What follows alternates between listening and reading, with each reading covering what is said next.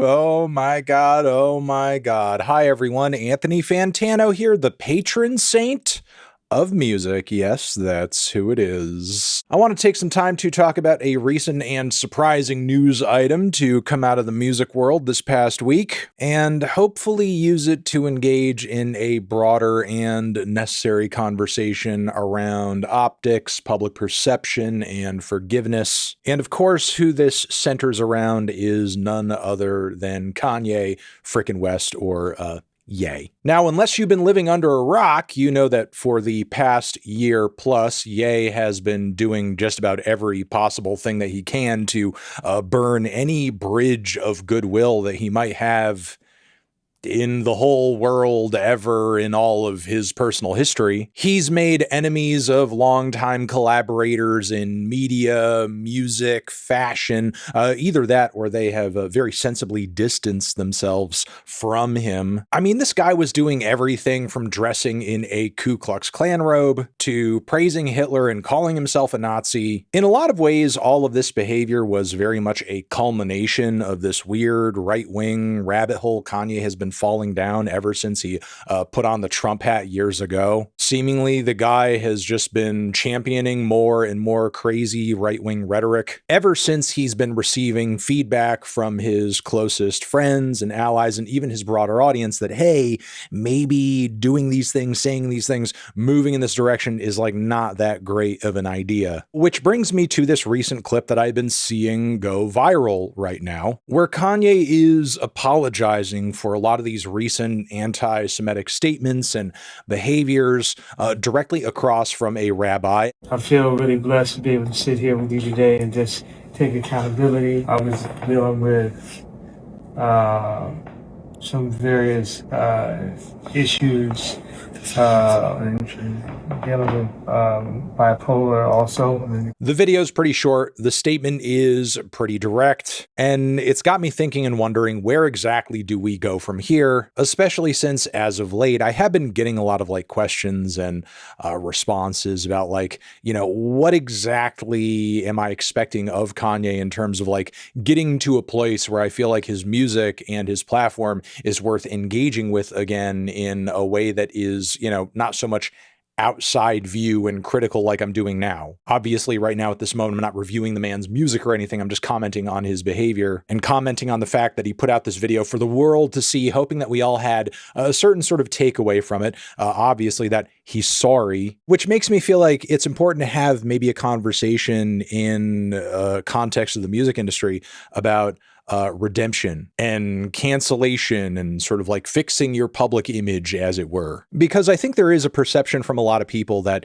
once an artist or a person is canceled, either in my eyes or in the music industry broadly, there's no coming back from that. I would say personally, from my own perspective, that is in fact not true. I do believe in the power and significance of apologies and growing and changing. And these are tenets, unfortunately, I feel like are not valued very highly in our current social media age. But often I found the most loud and hardcore fans of any given fan base are willing to overlook and forgive and downplay almost anything sometimes, just so they're guaranteed to continue having access to whatever the favorite thing it is they like. They don't want to see it go away, and I think they fear that apologizing or acknowledging fault is somehow going to ruin everything, and that the thing they love, the person they love, will go away forever, which not only am I here to say most likely is that not true, but also if the thing that you love so much would actually be hypothetically destroyed forever by nothing more than an apology, how great or significant of a thing is that thing to begin with? Which is why I would like to come on here and say this video from Kanye and apologies in general, while sure, what's going on here visually is a bit performative, because it's not simply just Kanye apologizing, but him apologizing across from another person, someone who has been directly harmed by his words and actions and the hate that he has leveled at his community. While I'm sure that was difficult to engage in on some level, level, simultaneously, there is a massive benefit to kind of delivering it to the world in this way. Because if this man sitting across from Kanye can accept him for his faults and accept his apology, then why can't you? Which, personally, I wouldn't be so quick to embrace that logic in this situation, but only due to the gravity of the situation that we are talking about here. Because, again, Kanye's behavior over the last year plus isn't just like any old run-of-the-mill cancellation. You're talking about a guy who spent month after month after month spewing psychotic hatred. And sometimes interspersed in the midst of all of that frenzy, you actually did have the rare apology or two, only for Kanye to literally go back to regularly scheduled hateful programming and somehow get worse. And as significant as it was for Kanye to essentially direct his words here at the Jewish community in a sense with this apology, it's important to note that his embrace of fascism doesn't merely just hurt the Jewish community. Fascism historically destroys, kills, and persecutes racial and religious minorities of all types and stripes, the queer community at large too, women, and any and all political opponents. In my opinion, Kanye West owes all of these people an apology. A direct one, frankly, not one that is sent in the direction of a third party that people are supposed to project themselves onto. Kanye also owes his fans an apology, because which ones are left and actually date further back than all this recent bullshit he's been engrossed in, they deserve far better than what they've been getting in terms of treatment and respect and acknowledgement. Kanye owes Virgil and his whole camp an apology too. Let's not also forget the fact that since all of this transpired, this man was also hit with numerous sexual assault allegations. And look, the list goes on. The point of this video isn't to come on here and shit on Kanye's apology and say that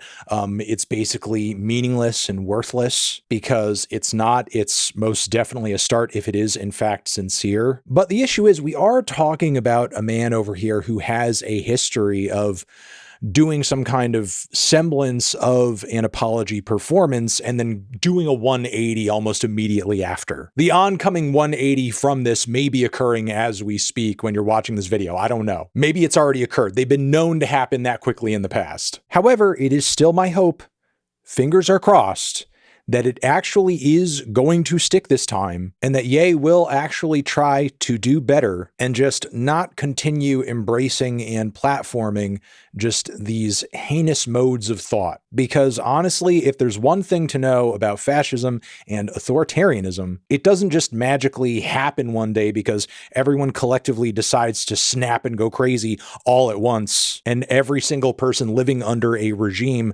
decides to become the worst person ever like that. No, it happens when there are enough individuals who are willing to look away and ignore the extreme and scary behaviors of what few bigoted, hateful freaks there are, and essentially excuse what they're doing as just not really being that big of a deal. Yes, fascism does happen through force, but simultaneously, it's also a permission structure given by those who feel like, it doesn't affect me, so why fight it, why go against it, or hey, maybe I can even embrace it to my benefit. Not only should it be unacceptable for somebody of Kanye's stature and platform to have done that, but in order to make amends for this, he has to actually come out and very soundly reject this ideology, this mode of thinking, and make sure that these types of people that might align with those views, have no space in his audience. Look, I'll round out this video by saying, when it comes to heinous behavior, statements, actions like this, if there is going to be a bounce back, a comeback, an apology of some sort,